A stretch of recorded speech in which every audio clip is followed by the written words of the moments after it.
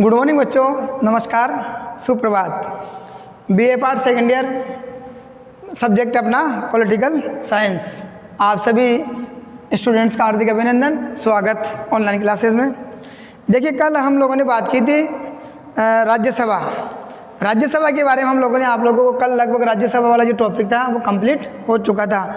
और राज्यसभा की जो आप लोग विशेष करके ध्यान रखना कि राज्यसभा यदि आप लोगों को समझ में आ गई तो लोकसभा बहुत ईजी तरीके से आप लोगों को समझ में आ जाएगी।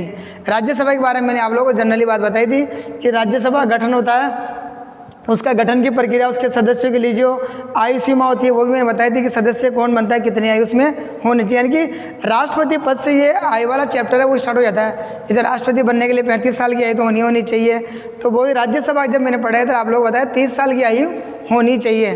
तो ये आप लोगों को ये एज वाला जो फैक्टर है वो कहीं ना कहीं एग्जामों में आपके साथ टकराता है। तो एज वाला फैक्टर राष्ट्रपति से आप लोग ध्यान में देना स्टार्ट रखना।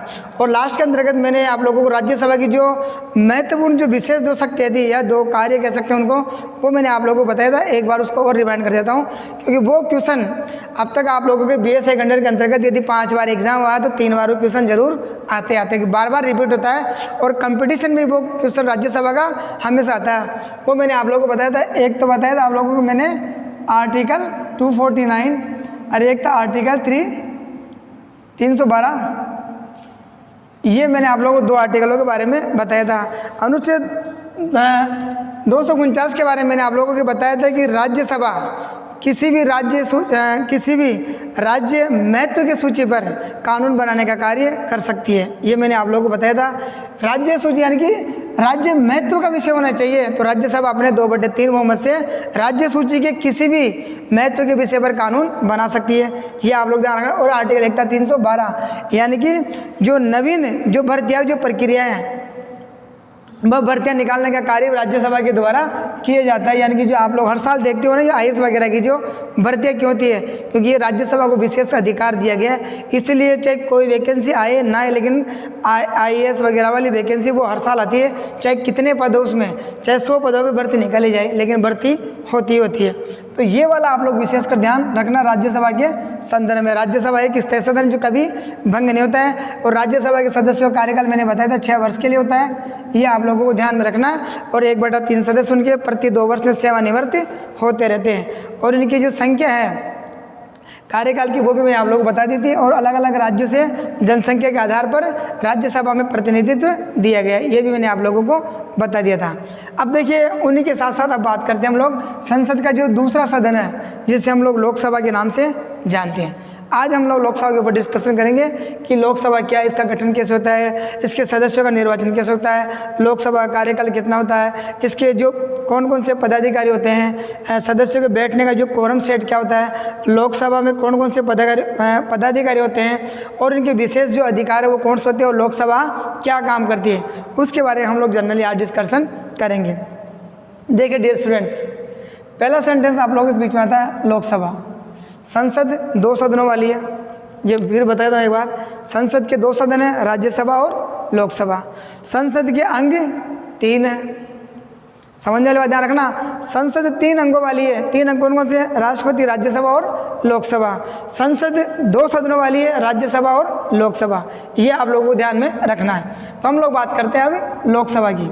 देखिए, लोकसभा के गठन का प्रावधान हमारे जो भारत का जो संविधान है उस संविधान के अंतर्गत आर्टिकल 81 यानी कि अनुच्छेद 81 के अंतर्गत ये बात कही गई है कि एक लोकसभा का गठन किया जाएगा। यानी कि लोकसभा गठन का जो प्रावधान है वो प्रावधान आता है आपके अनुच्छेद 81 के अंतर्गत। यानी कि आर्टिकल 81 ये कहता है कि लोकसभा का गठन किया जाएगा। अब आप लोग देखिए, लोकसभा यानी कि इसके नाम से पता लगता है कि लोगों का सदन, जिसमें लोग विराजमान होते हैं, यानी कि लोगों का सदन। इसके अंतर्गत ये कहा है कि लोकसभा है वो संसद का निम्न सदन होता है। लोकसभा को हम लोग संसद का निम्न सदन या लोकप्रिय सदन के नाम से भी जाना जाता है। संसद का उच्च सदन होता है राज्यसभा। क्वेश्चन मान लो आपके पास इतना इजी में आ जाए, संसद का जो उच्च सदन होता है राज्यसभा के नाम से जानते हैं, संसद के निम्न सदन होता है लोकसभा, उसे निम्न सदन या लोकप्रिय सदन के नाम से भी जाना जाता है। और लोकसभा गठन अनुच्छेद 81 के अंतर्गत किया जाता है। संसद का गठन अनुच्छेद 79, राज्यसभा गठन अनुच्छेद 80 और लोकसभा गठन अनुच्छेद 81 यानी कि 81। ये जनरल बात है जो आप लोगों को ध्यान में रखनी है। और लोकसभा के बारे में मैंने बताया संसद का निम्न सदन होगा और इसे लोकप्रिय सदन के नाम से भी जाना जाता है। अब देखिए जो कार्यपालिका की जो वास्तविक शक्ति होती है, कार्यपालिका की वास्तव में ये रिलेटिव है कि वास्तविक जो शक्ति होती है वो लोकसभा के द्वारा निर्धारित की जाती है, ना कि राज्यसभा के द्वारा। क्योंकि आप लोगों को मैंने पहले बताया कि जब तक जिस दल को लोकसभा में बहुमत प्राप्त है तब तक उसकी सरकार अस्तित्व में रहेगी। जैसे लोकसभा में उन्होंने अपना बहुमत खो दिया, सरकार समाप्त हो जाएगी। ये भी आप लोगों को ध्यान में रखना। अर्थात लोकसभा के द्वारा कार्यपालिका संबंधित जो कानूनों का निर्माण करने का जो दायित्व वो वास्तविक कर्तव्य लोकसभा के द्वारा ही किया जाता है। अब देखिए लोकसभा की जो सदस्यों की संख्या होती है, लोकसभा के सदस्यों की संख्या क्या होती है कि समय के अनुसार क्या इसमें परिवर्तन करते रहते हैं। वर्तमान में लोकसभा की कुल सदस्यों की संख्या 552, अधिकतम सदस्य संख्या हो सकती है 552, लेकिन वर्तमान अपने पास अभी 550, हाँ 45 सॉरी 545 है वर्तमान में। अधिकतम हो सकती है 552, वर्तमान अपने पास है 545। अब इस 545 के अंतर्गत एक प्रावधान और किया गया कि दो जो होते हैं एंग्लो इंडियन समुदाय के जो लोग होते हैं वो राष्ट्रपति के द्वारा मनोनीत किए जाते हैं। उन्हें एक प्रकार से वोटिंग देने का अधिकार नहीं होता। दो एंग्लो इंडियन यानी कि भारत के जो नागरिक यानी कि एंग्लो इंडियन मतलब कि जो भारतीय अप्रवासी भारतीय जिनको हम कहते हैं, जो विदेशों में रहते थे लेकिन अभी भी नागरिकता हमारे भारत की उनके पास है, एंग्लो इंडियन समुदाय के लोग। यानी दो सदस्य राष्ट्रपति के द्वारा मनोनीत लोकसभा में भी किए जाते हैं। राज्यसभा में राष्ट्रपति के द्वारा 12 सदस्य मनोनीत होते थे, मैंने बताया था आप लोगों को। 238 सदस्यों का निर्वाचन होता है राज्यों के जनसंख्या के आधार पर, और जो 12 सदस्य हैं वो 12 सदस्य राष्ट्रपति के द्वारा किसी कला, साहित्य, विज्ञान, खेल जगत या फिल्म जगत से हो, यानी कि जो ख्याति प्राप्त हो उस व्यक्ति को राष्ट्रपति के द्वारा मनोनीत की जाती है। तो लोकसभा के अंतर्गत अधिकतम सदस्य संख्या होती है 552, वर्तमान में आपके 545 है। ये भी आप लोगों को ध्यान में रखता है। प्रथम लोकसभा का जो गठन है वो 1952 के अंतर्गत किया गया था, और वर्तमान में जो आप लोगों की लोकसभा चल रही है वो 17वीं लोकसभा। ये भी आप लोगों को ध्यान रख रहा है। यहाँ तक आप लोगों की बात क्लियर हुई। अब देखिए आप लोग अधिकतम सदस्य संख्या ये मैंने आप लोगों को बता दी। देखिए अब इसके अंतर्गत क्या लोकसभा में भी एक प्रावधान किया गया कि अलग अलग राज्य को, वही बात आती है जनसंख्या के आधार पर, यानी कि अलग अलग राज्यों को जनसंख्या के आधार पर इसमें प्रतिनिधित्व दिया गया है। जैसे मान लीजिए उत्तर प्रदेश राज्य है, भारत का सबसे ज़्यादा जनसंख्या वाला राज्य है, तो उत्तर प्रदेश राज्य में सबसे ज़्यादा लगभग 80 सदस्य लोकसभा के लिए निर्वाचित होकर आते हैं। उत्तर प्रदेश से 80 सदस्य आते हैं। जबकि मैं बात करूँ राजस्थान से, तो राजस्थान से 25 लोकसभा के सदस्यों का निर्वाचन किया जाता है। अब लोकसभा के सदस्य बनने के लिए देखिए योग्यता, ये तो बात हो गई यहाँ तक कि वो सदस्य कैसे बनते हैं। अब लोकसभा के सदस्यों का निर्वाचन यानी कि सदस्य बनने के लिए जो योग्यता नॉर्मल चाहिए, जो क्वालिफिकेशन, उसके बारे में हम लोग बात कर लेते हैं। देखिए पहली शर्त तो सबके ऊपर कॉमन होती है कि वह भारत का नागरिक हो। अब लोकसभा के अंदर कहता है कि जो 25 वर्ष की आयु पूर्ण कर चुका हो, राज्यसभा में बताया था मैंने 30 साल, अब कह रहा हूँ मैं 25 साल, कि जिसने 25 साल की आयु कंप्लीट कर ली वो लोकसभा का मेंबर बन सकता है। और फिर कहता है कि वह दिवालिया, कोडिया या कर्जे के अंतर्गत दहशत व्यक्ति हो, वह व्यक्ति लोकसभा का सदस्य नहीं बन सकता। और जो संसद के द्वारा जो कानून निर्धारित किए गए हैं उन कानूनों के दायरे में आ रहा वह व्यक्ति लोकसभा का सदस्य बन सकता है। अब नेक्स्ट देखिए आप लोग लोकसभा के सदस्यों का निर्वाचन कैसे होता है। बन जाएंगे, ये योग्यता होगी, लेकिन बनेंगे कैसे? देखिए लोकसभा के सदस्य बनने के लिए एक प्रक्रिया होती है जो निर्वाचन की प्रक्रिया, उस प्रक्रिया से प्रत्येक कैंडिडेट को गुजरना पड़ता है। अब हमारे क्या होता है कि पॉलिटिकल कुछ पार्टियां हैं, यानी कि भारत विभिन्नता वाला देश है और क्षेत्रवाद के हिसाब से यहाँ पर बहुत सारी पार्टियां बनाई गई। लोकसभा का सदस्य बनने के लिए एक प्रकार से इलेक्शन से होकर गुजरना पड़ता है, अर्थात लोकसभा के सदस्यों का चुनाव जनता के द्वारा डायरेक्ट किया जाता है। लोकसभा के सदस्यों को मैं बोल देता हूँ MP बोलते हैं, मेंबर ऑफ पार्लियामेंट, यानी कि संसद का सदस्य नाम तो हो जाएगा, लेकिन MP ऑफ पार्लियामेंट यानी कि मेंबर ऑफ पार्लियामेंट यानी कि लोकसभा का मेंबर, यानी कि LS लोकसभा। तो ये भी आप लोगों को ध्यान में रखना कि लोकसभा के सदस्यों का निर्वाचन डायरेक्ट जनता के द्वारा किया जाता है। ये बात यहाँ तक क्लियर। अब देखिए कार्यकाल, लोकसभा के सदस्यों का कार्यकाल होता है वो होता है 5 वर्ष के लिए। लोकसभा क्या या लोकसभा मान लो, लोकसभा मान लो, एक ही बात है, लोकसभा का कार्यकाल होता है 5 वर्ष के लिए, लेकिन ऐसा होता है कि लोकसभा को समय से पूर्व भी भंग या विघटित किया जा सकता है। लेकिन ऐसा प्रावधान करने के लिए कि जब प्रधानमंत्री चाहेगा तभी लोकसभा का विघटन हो सकता है। प्रधानमंत्री की सिफारिश पर राष्ट्रपति के द्वारा लोकसभा को समय से पूर्व भी भंग या विघटित किया जा सकता है। ऐसा भारत के इतिहास में अब तक 9 बार हो चुका है। देखिए कब कब हुआ वो आप लोगों को मैं बता देता हूँ। देखिए 1970, 77, 79, 84, 91, 99, 89, 97, 2004। तो अब तक हमारे यहाँ पर 9 बार लोकसभा को समय से पूर्व भंग किया जा चुका है। ये भी आप लोगों को ध्यान में रखना है। सदस्य का चुनाव मैंने बता दिया आप लोगों को। और जो सदस्य हैं, जो वोटिंग देने वाले लोग होते हैं, उनकी आयु 18 वर्ष होनी चाहिए। योग्यता मैंने आप लोगों को बता दी। एक और बात मैं आप लोग बताता हूँ, यदि कोई व्यक्ति लोकसभा का सदस्य भी चुन लिया जाता है और उससे पूर्व यदि वो विधानसभा का सदस्य भी चुना जाता है, तो ऐसी स्थिति में उसे दोनों सदनों में से किसी एक सदन की सदस्यता से त्यागपत्र देना ही होता है। अब आ जाइए आप लोग गणपूर्ति। लोकसभा की जो गणपूर्ति थे, यानी लोकसभा में वर्तमान में 545 सदस्य हैं। तो गणपूर्ति के अंतर्गत लोग, मैंने आप लोगों को राज्यसभा की बताई, राज्यसभा में गणपूर्ति कितनी थी? 1/10, यानी कि कुल सदस्यों का 1/10वां भाग वहाँ पर उपस्थित होना चाहिए।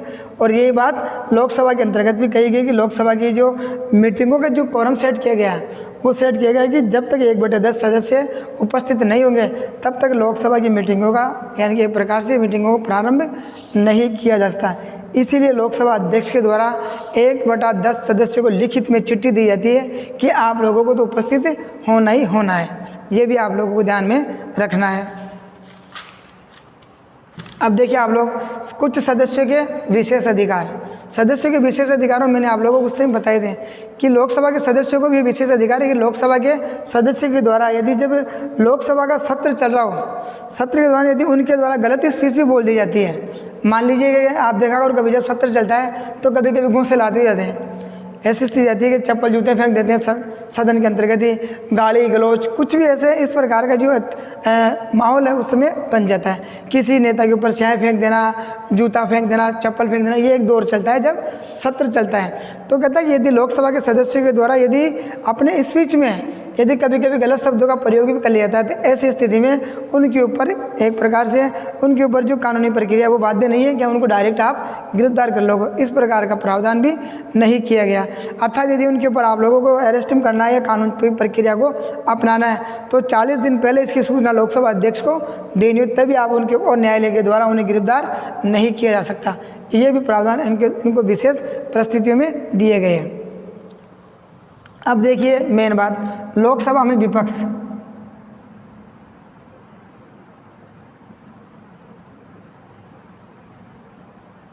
देखिए लोकसभा में विपक्ष, देखिए जिस देश में भी लोकतंत्र शासन व्यवस्था को अपनाया गया है, अर्थात संविधान के द्वारा सत्ता का संचालन किया जाता है, लोकसभा के अंतर्गत क्या होता है? विपक्ष का होना अति आवश्यक होता है। यदि विपक्ष ही नहीं होगा तो फिर एक प्रकार से आपको मैं कह सकता हूँ कि इलेक्शन कराने की ये वगैरह कोई आवश्यकता नहीं है। इसलिए विपक्ष का होना अति आवश्यक होता है। क्यों? क्योंकि यदि हमारे सत्ता पक्ष वाले, मान लीजिए आप लोग, सत्ता पक्ष वाले जो होते हैं वो तो उनकी मर्जी है कि वो काम करते रहेंगे।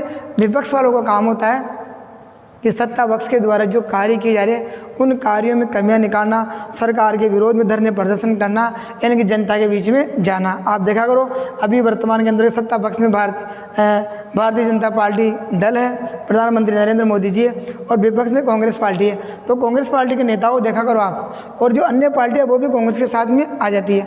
अर्थात वो नरेंद्र मोदी जी की सरकार कितने अच्छे काम करते हो, वो उन कामों के अंतर्गत कमियाँ निकालने का कार्य ही करेंगे। वो कभी भी ये नहीं कहेंगे इन सरकार ने अच्छा कार्य किया हो। विपक्ष का काम होता है जनता के बीच में जाना और एक ऐसा एनवायरनमेंट यानी कि माहौल तैयार करना जिससे कि सरकार की कमियां गिनाई जा सकते हैं और सरकार को ये अवगत कराए कि आप जो काम कर रहे हो वो पूर्ण रूप से हम उसके प्रति सहमत नहीं है, आपको इस कार्य में सुधार करना चाहिए। इस प्रकार से ये लोकसभा संबंधित जो बातें मैंने आप लोगों को बता दी है। एक बार और बता देता हूँ आप लोगों को लोकसभा के बारे में। देखिए आप लोग, लोकसभा के गठन का जो प्रावधान है वो संविधान के आर्टिकल 81 यानी कि 81 के अंतर्गत किया गया।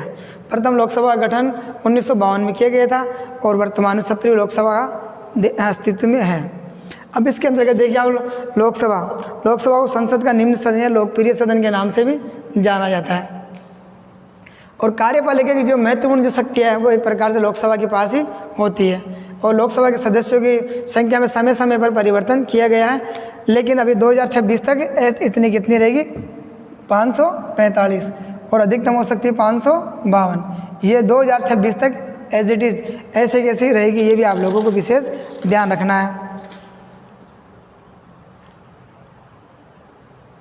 और लोकसभा में सबसे अधिक संख्या उत्तर प्रदेश से आती है, 80 के लगभग है, और लगभग राजस्थान से 25 लोकसभा के सदस्यों का निर्वाचन किया जाता है। सदस्यों के चुनाव पता है आप लोगों को कि लोकसभा के सदस्यों का चुनाव डायरेक्ट जनता के द्वारा किया जाता है। और इसके अंतर्गत चुनाव में जो वयस्क व्यक्ति होता है, यानी कि जिसकी आयु 18 वर्ष पूरी हो चुकी है, वो उनको वोटिंग करता है और वोटिंग के माध्यम से लोकसभा सदस्यों का चुनाव होता है।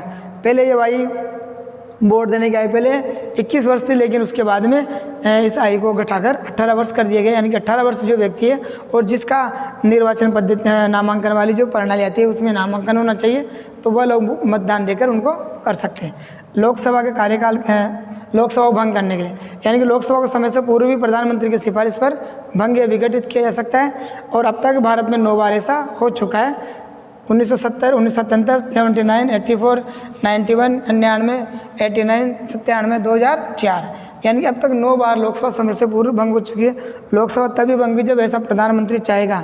प्रधानमंत्री की सिफारिश पर राष्ट्रपति के द्वारा लोकसभा को समय से पूर्व भंग किया जा सकता है। गणपूर्ति मैंने आप लोग बता दी 1/10 सदस्य होगा, तभी लोकसभा की जो कार्य प्रणाली है वो सुचारू रूप से संचालित की जा सकती है। लोकसभा के सदस्यों का कार्यकाल 5 वर्ष के लिए होता है, लेकिन समय से पूर्व लोकसभा को भंग किया जा सकता है। लोकसभा के सदस्यों में से कुछ 2 पदाधिकारी भी होते हैं, एक लोकसभा का अध्यक्ष होता है और एक उपाध्यक्ष होता है। पहले लोकसभा के अध्यक्ष थे जी मावलंकर और वर्तमान लोकसभा के अध्यक्ष आप लोग पता है ओम बिरला जी, जो कि कोटा से सांसद भारतीय जनता पार्टी के हैं। ये भी आप लोगों को ध्यान में रखना है। और लोकसभा में विपक्ष, या लोकसभा में विपक्ष का होना अति आवश्यक है। बिना विपक्ष के लोकसभा का कोई आनंद या सत्रों का जो संचालन होगा उसे किसी प्रकार का आनंद की प्राप्ति नहीं होगी। यानी कि लोकतंत्र में विपक्ष का जीवित होना अति आवश्यक होता है, ये भी आप लोगों को ध्यान में रखना है। तो अब बाकी बात करते हैं हम लोकसभा के कार्यों की। कार्यों को भी लगभग लोकसभा के टॉपिक काफी ही कर देते हैं। देखिए आप लोग, मैंने आप लोगों को बताया था राज्यसभा के कार्य और शक्तियाँ, ठीक उन्हीं कार्य शक्तियों को एक बार फिर रिवाइंड करो। सेम एज इट इज़, वैसी शक्तियाँ और कार्य लोकसभा की है, कोई बदलाव नहीं है। थोड़ा सा बदलाव मैं आप लोगों को बता दूंगा, बाकी वही विधायी शक्ति। पहला मान लीजिए आप लोग विधायी शक्ति, विधायी मतलब कानून, विधायी शक्ति मतलब कानून, यानी कि लोकसभा को भी कानून बनाने के क्षेत्र में वही शक्तियाँ प्राप्त है जो राज्यसभा को प्राप्त है। अर्थात कानूनों का निर्माण कैसे होता है, संसद के दोनों सदनों के द्वारा अलग अलग बहुमत से किसी प्रकार का विधेयक पारित होगा। विधेयक पारित होने के बाद उस विधेयक को स्वीकृति के लिए राष्ट्रपति के पास भेजा जाएगा, और राष्ट्रपति जब उस विधेयक के ऊपर अपने हस्ताक्षर और स्वीकृति देगा तभी वह विधेयक कानून का रूप ले सकता है। यानी कि जो भी कानून बनाने के जो कार्य हैं वो लोकसभा को भी समान रूप से दिए गए, यानी कि विधायी शक्ति, यानी कि कानून निर्माण के संबंधित जो कार्य है वो लोकसभा के द्वारा भी की जाती है। लोकसभा अपने आप विधायक रखती है। एक देखिए आप लोग, लोकसभा की दूसरी शक्ति होती है वित्तीय शक्ति। वित्तीय शक्ति के अंतर्गत कहा गया कि अनुच्छेद 109 आर्टिकल 109 के अंतर्गत कहा गया है कि वित्तीय क्षेत्र में लोकसभा राज्यसभा से ज़्यादा शक्तिशाली है। वित्त के क्षेत्र में, यानी कि पहली बात तो वित्त विधेयक लोकसभा में प्रस्तुत किए जाएंगे, ना कि राज्यसभा में। पहला तो ये कि वित्त विधेयक हमेशा लोकसभा में प्रस्तुत किए जाते हैं, ना कि राज्यसभा में, ये आप लोगों को ध्यान रखना। और वित्त विधेयक हमेशा वित्त मंत्री के द्वारा प्रस्तुत किए जाते हैं। बस शर्त यह कि वित्त विधेयक को प्रस्तुत करने से पूर्व राष्ट्रपति की स्वीकृति लेना आवश्यक होता है। तो वित्त के क्षेत्र में राज्यसभा से ज़्यादा पावरफुल कौन है, लोकसभा। अनुच्छेद 109 यानी कि वित्त विधेयक हमेशा लोकसभा में प्रस्तुत किए जाते हैं, और वित्त विधेयकों को सबसे पहले लोकसभा में रखा जाता है और वित्त मंत्री के द्वारा ये कार्य किया जाता है। ये भी आप लोगों को ध्यान रखना है। कार्यपालिका पर नियंत्रण, कार्यपालिका पर कंट्रोल कह लो, नियंत्रण कह लो। देखिए कार्यपालिका के एक प्रकार से मान के चलिए जो संपूर्ण शक्ति होती है वो कार्यपालिका वास्तव में लोकसभा होती है, वही कार्यपालिका, ये मानिए आप लोग। तो यदि लोकसभा समाप्त हो जाएगी तो कार्यपालिका सब ही समाप्त हो। कार्यपालिका मतलब मंत्रिपरिषद में काम करने वाले लोग। कार्यपालिका का मतलब, कार्यपालिका का मतलब होता है काम करने वाले मंत्री परिषद। यानी कि जब उनको लोकसभा में बहुमत खत्म हो जाएगा तो मंत्रिपरिषद सब खत्म हो जाएगी। यानी कार्यपालिका का जो संपूर्ण नियंत्रण है वो एक प्रकार से लोकसभा के द्वारा किया जाता है। तो जब तक इनको लोकसभा में बहुमत प्राप्त, जब तक कार्यपालिका अस्तित्व में रहेगी, जैसे लोकसभा में इनको बहुमत करा समाप्त तो कार्यपालिका भी समाप्त होगी निर्वाचक मंडल के रूप में। नेक्स्ट देखिए,